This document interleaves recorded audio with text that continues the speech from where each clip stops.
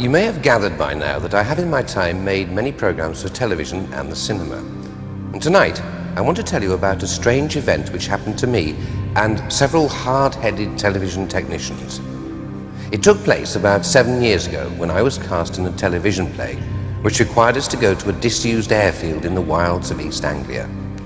The actual location was desolate. The wind seemed to blow perpetually across the open landscape, making everyone uncomfortable and chilly. One day, we were filming in an old hut which stood forlornly near the runway. The building itself was derelict with no windows and the doors hanging off their rusted hinges like decaying bodies forgotten in a dungeon. My part required me to enter the building, look around, and then begin to inspect the interior for signs of activity. The time was about 6 p.m. and the light was failing fast, so we had to get the shot in the can before we lost the light altogether.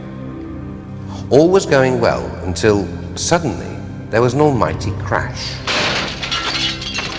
We all turned towards the noise and saw that a heavy lamp had fallen over for no apparent reason, just missing a lighting technician. We didn't think too much about it, after all accidents will happen, but it did mean that the shot was ruined.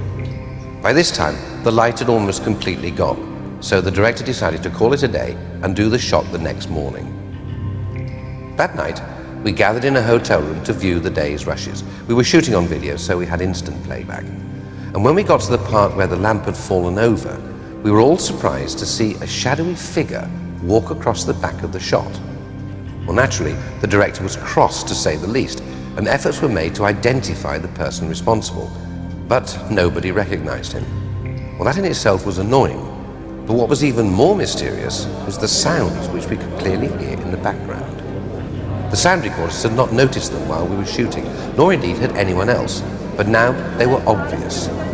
It was the sound of people talking and laughing just out of sight of the camera, so the shot would have been useless even if the light had not fallen over. But that was not all. At about 11 o'clock that night, one of the technicians remembered that he'd left a piece of his equipment behind in the hut, and he went back to the airfield to get it.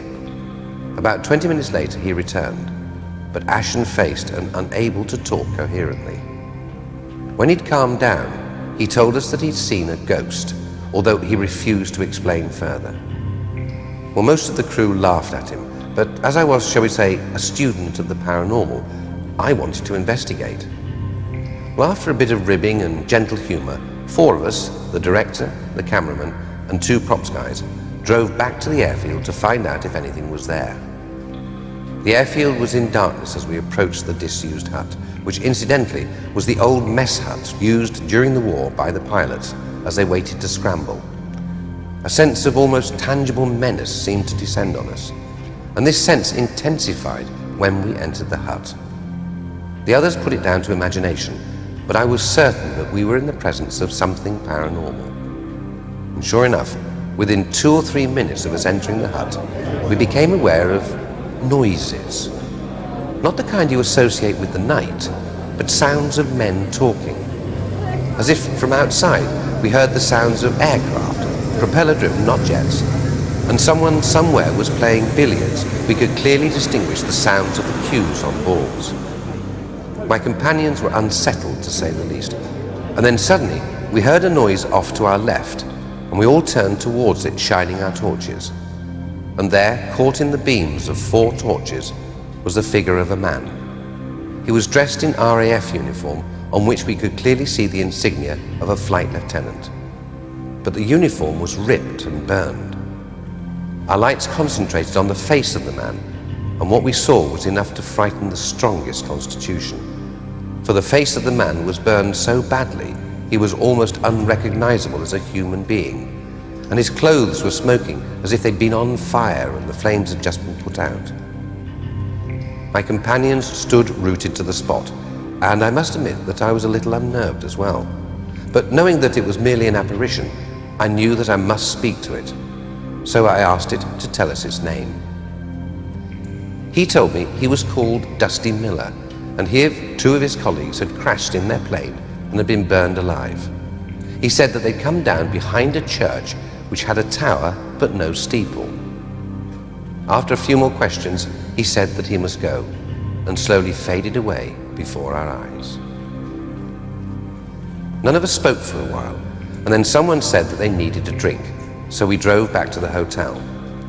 When we got there, the technician who'd first seen the ghost was sufficiently recovered to give us full details of what he had seen, and it coincided exactly with our experience.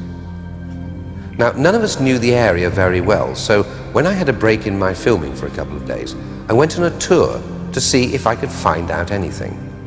And on the second day, I discovered via the local newspaper that a plane had indeed come down in the area during the war, killing 3 of its occupants. It had crashed behind a small village church about 6 or 7 miles from the airfield.